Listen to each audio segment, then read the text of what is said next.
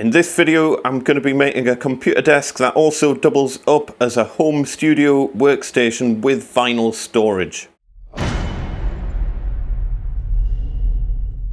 Welcome back. So this worked in the usual way where the client gave me a rough sketch of what they were looking for, and they also gave me a bit of a wish list of their requirements as well. So they wanted, I need to check my list for this, so they wanted a sliding laptop shelf, a sliding keyboard shelf, integral cable management at the back, storage obviously for vinyl records underneath to the sides. A printer shelf had to be built into it. Everything had to be a specific size to accommodate the gear that they had.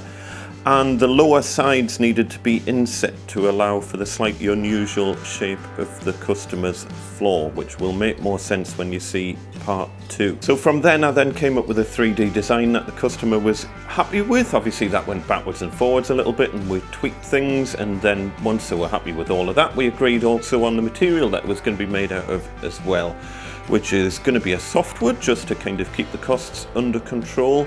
So I'm going for a Scandinavian redwood, which is similar to pine. We also agreed on the finish as well, which is going to be a kind of a dark wax finish over a mahogany stain. So I filmed this a couple of months ago when I used to have the assembly table over there, and the table saw was in the middle of the shop, and hence also ended up getting used as an assembly table because there was nowhere else to put anything. I've since swapped things around and things are much better. Working now with the assembly table in the middle of the shop is much better for the way that I work and has improved things dramatically, but you can kind of see how I had to work while I was using my table saw as a pseudo assembly table. This is going to be a bit of a two-part project. So in this video I'm going to be making the panels and doing lots of glue ups and cutting everything to size, and then part 2 will be out next week, and in that video I'll be putting it all together and getting the finish on it. So don't forget to subscribe